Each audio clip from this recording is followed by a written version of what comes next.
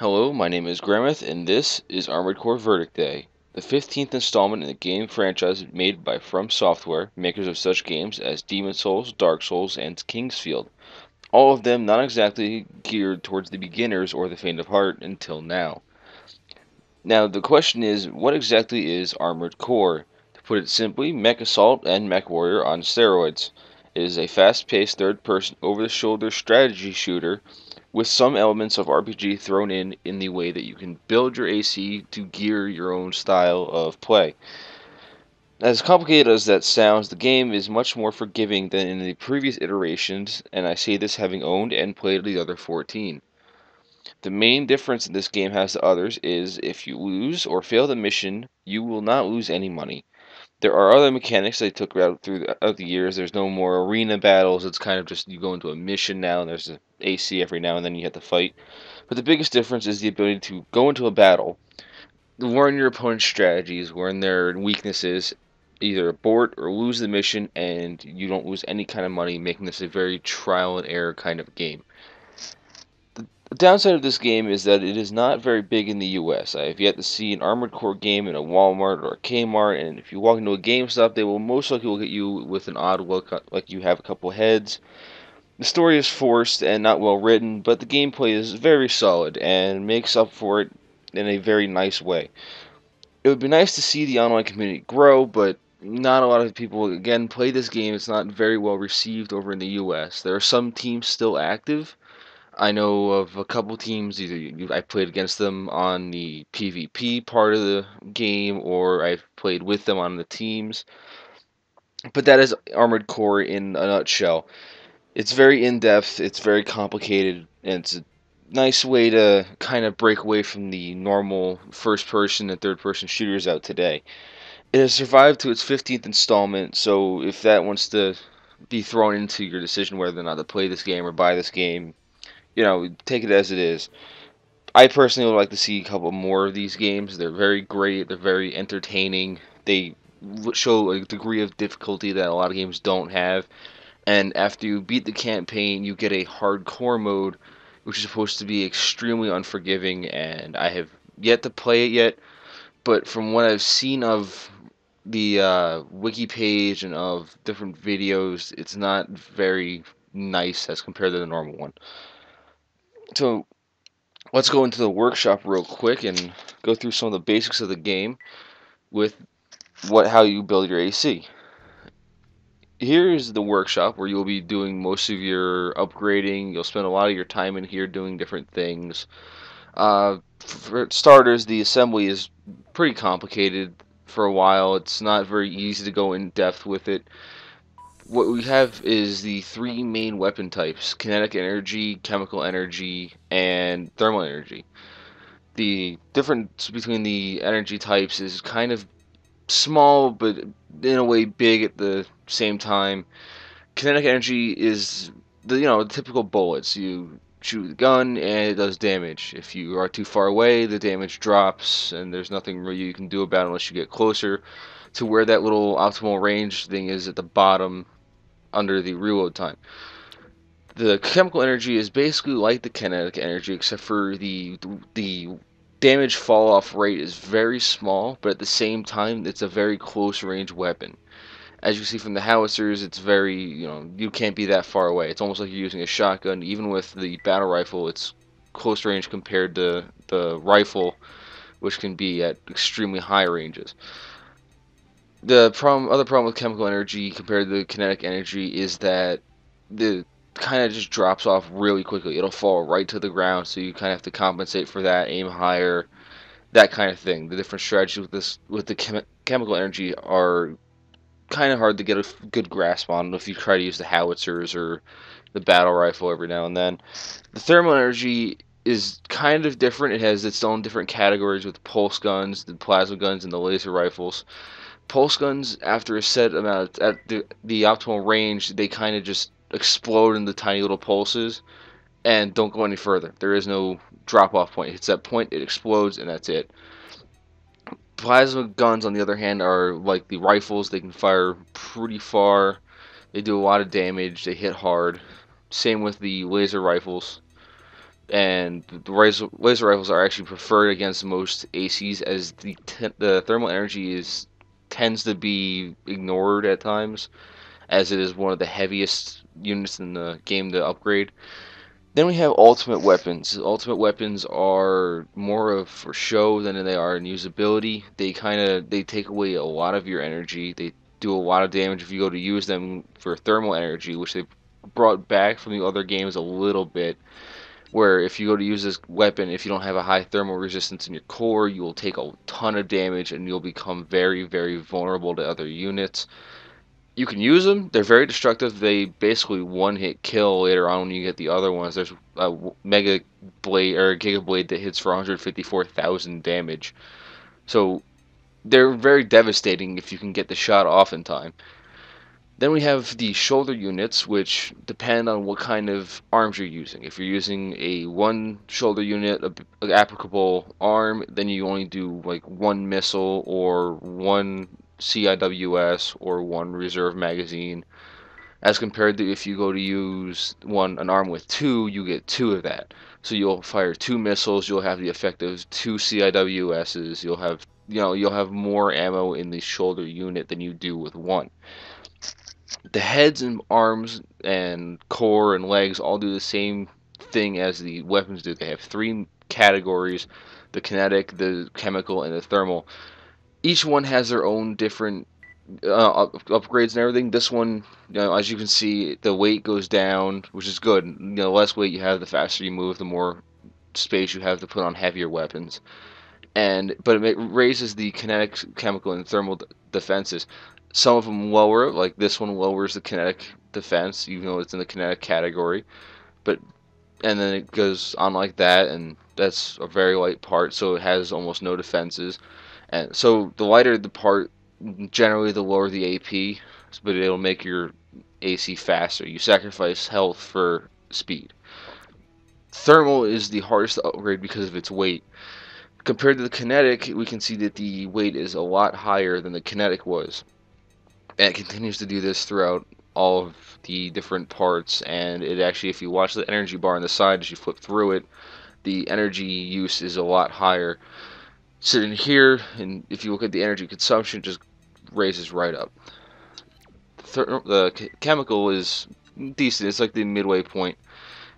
Some on the later up parts, they upgrade everything a little bit more evenly. So you can sit there and say I can sacrifice some thermal in order to have more kinetic, because more enemies and players use the kinetic energy weapons that they're easier to dodge against and block. And then they got the cores. The cores operate your turning speed, your thermal resistance, and it actually affects your energy recovery rate. And if we watch that little on the side where it says energy recovery over there, right above repair cost, you can see as the conductivity goes up, generally the energy recovery goes up quite a bit. This one lowers it, and so forth. That little thermal resistance right there is what keeps you from getting hurt from using your ultimate weapons. And that'll help if you go to use them. It's, again, I don't recommend it, but if you go to use them, look for a high thermal resistance core. That should help you use the weapon effectively without getting too destroyed by this use. Then we have the chemical resistant, the thermal resistant, and the same thing as the heads. The thermal's heavier, a lot heavier compared to the rest of them, and the heavier the part, again, the more the defense. Then we have arms. Arms are a fun upgrade to use. They affect not only your shoulder unit storage, but also your firing stability. The higher the fire stability, the higher the fire rate is on most weapons.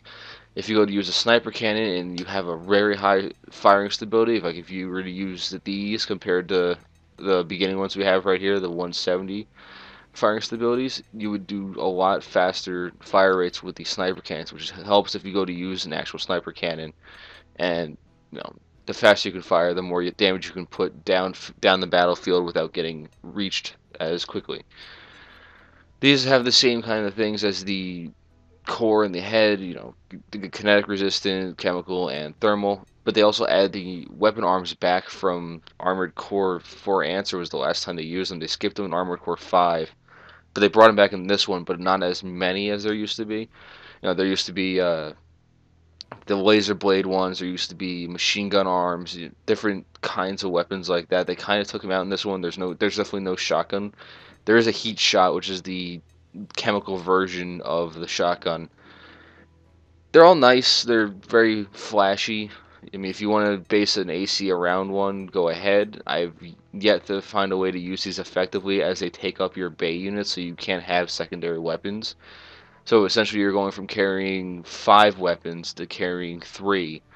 You can't have any shoulders, you can't have any bays. You have your 2 primary weapons, and then you have this. And, in the terms of using a laser cannon, you're better off just setting a laser cannon up. Same with, the AS missiles are nice to have. They are basically a shoulder weapon. It shoots a ton of missiles at once. It's basically a giant missile wall when you go to use these missile arms. But physical blade does about the same damage as the actual physical blade weapon, and sniper cannon. And if you want to use a sniper cannon, just use a sniper, because if you go to use a sniper cannon, you can't aim down sights like you can with the actual sniper cannon part. So you're standing there just kind of staring at this crosshair that it could be accurate, could not be accurate. So I don't suggest using the weapon arms as much unless you want to try and, fiddle around with them, get a feel for them, and, use them if you choose to. It was better when there was a machine gun. You could use the machine guns very effectively. They were probably one of the more deadly weapons in the games. Then we're going to move on to legs. Legs fall a ton of categories. We have the lightweight bipeds, which, sacrifice, again, defense for speed. The lower defense you have, the faster you're going to move. It also sacrifices the load capacity, so you won't be able to carry as many weapons in the battle with you. Then you have the bipedal, the mediums, which is what the game starts you off on. They're basically the happy medium between heavy and light. They have the mobility, they have like half the mobility of the light, but also half the defense of the heavy, making it very viable to use for close range combat. Make it, go in there quick, get out, and then use ranged weapons. Very nice. I use them a lot. They're the happy medium. Then you have the heavies. The heavies are the bipedal versions of tanks. You walk in, you kind of use these to carry a lot of weapons. As you can see, the load capacity just skyrockets to the bar right there. It kind of just, takes the whole thing up. You can carry a lot of weapons with these. At the same time, you can't move as fast. It adds the bulk and the defense and takes away the mobility. Then we have the reverse jointed lights. These are fun to have. They make you move pretty quick, not as fast as the bipedal lights. They give you some more defense than the light bipeds do, and you can actually jump 10 times higher than you can with any other leg part, which is great if you want to be a highly mobile, you want to stay in the air, keep moving around where it's a little harder to lock onto you. These help for it.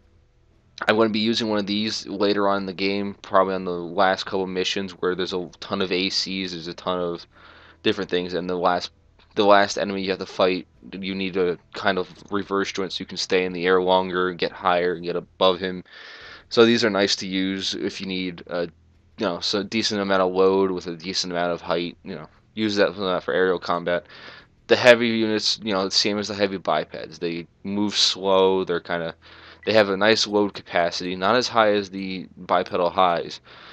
Nice load capacity for a lighter version of the bipeds, but if you're going to use a heavy reverse run, you might as well just use the light so you can keep up with the speed and keep with the jumping ability, as this has less jumping ability than the light. Not a lot of people use these. I used them a couple times. Wasn't very comfortable with them. I'd rather have the speed of the reverse joints, but to each their own. If you want to use heavies, then by all means go ahead. Then we have the tetrapods. The tetrapods are a nice little leg part. They have a nice load capacity. They use some energy, but they're generally used as sniper cannons. You set these up because of their high firing stability. Their stability control is generally higher than any other leg part, even higher than the tanks. And what these are used for, again, the firing stability affects your fire rate and accuracy with the weapon. So if you're going to use a sniper, you use one of these higher firing stability legs right here, the tetrapods, and you'll be able to fire the sniper cannon a ton faster, like ridiculously fast. There's one sniper cannon with the fastest reload speed if you don't, affect the reload speed any. And if you fire it, it literally just fires like almost like a Gatling gun, to the point where you can just, it's I believe 12,000 damage a shot, so you can deal a ton of damage with it. There's the tank treads, which are, they're heavy. They have their own boosters, so it takes away the booster option for you. They move extremely slow. They're generally used to hold the AC destroyers that you can have for PvP. You set up 2 auto cannons, which have to be used in a ready position otherwise, unless you're in a tank. And you just sit there and mow down other players. These are just basically used to hold the giant weapons, used for the giant amount of AP that is given. As you can see, the kinetic energy isn't as high with these legs as it is for any other leg, but at the same time, the chemical and thermal resistances are raised to compensate for that, which is nice because if you want to try and compensate for the chemical and thermal energy weapons that people are going to be using, tank treads work. They build up the defense for all those, and as we can look right here real quick, the thermal energy goes up to 2000 right here without changing any other part other than this. The kinetic drops, but at the same time you have that thermal energy defense that a lot of people will try and use in order to, mess with the players in the game. And then we have the firing control system, the FCSs. These are okay, you sit here, you pick whichever one you want to use. If you want to use missiles, you guys suggest using quick lock. It, lets you lock onto the missiles faster, especially this one. The computation is what you want to look for. The wide angles are nice. They're kind of, they're the happy medium of everything. They have the range, they have some of the missile lock ability. They're nice parts. I tend to use these because I don't want to be too far away. I don't want to be too close. The long range ones are just that. They make you stay at a long range. As you can see from that one, the lock on range is 500. These are nice for sniper rifles. You can stay at a distance and lock on with them. The generators are the next part. The high output gives you more energy, and we'll look at the bar real quick. See, as you put on more the generator, the energy bar just flies right up. The balance type, again, like all the other ones, happy medium. It sits there, it gives you the energy output and the energy capacity you need. Some of them lower, some of them make them go higher. It depends on what you're looking for. Again, if you want to use energy weapons, I suggest using high output, as it gives you a ton of energy. The Suzumushi is the one a lot of people use for thermals. It gives a ton of energy. The recovery rate is extremely fast, so it's almost like you didn't use the energy, depending on how much energy use you are with the other parts. Then this is where you will start to get into the in-depth nature of the game, where you have to say, okay, I want to use this, but I want to be able to use my thermal weapons effectively, so I need to compensate by using less energy use weapons. You get into that kind of, I need to find parts that go together kind of thing. The high capacity is just that. It's high capacity. They're great for battles. You can have a ton of energy in the fights. Boosters, there's high acceleration, makes you get to top speed faster when you go to fly. So if you go to hit X, you just launch. There's no stopping you until you get to the end of the boost. High power, once you reach you can use it. It flashes you a little bit farther than the other booster types do. And then you have the low consumption, which is nice if you want to use thermal weapons, because then you can still dodge and use your your boosting abilities, and you won't get hit as much. But you also, at the same time, won't use as much energy when you go to do that. Recon units. These are nice to have. They are used in the tutorial. They show you how to use them. You kind of just launch them out. Achievement for updating your AC, by the way. You use them, you send them out into battle, and what happens is it'll pick up enemies around it. To see that little operational range. If anything's within that operational range, it'll pick it up, and it'll say, hey, there's enemies here. It'll say Recon X 58 and then under it'll say enemy, and then it'll tell you how many enemies are in that area.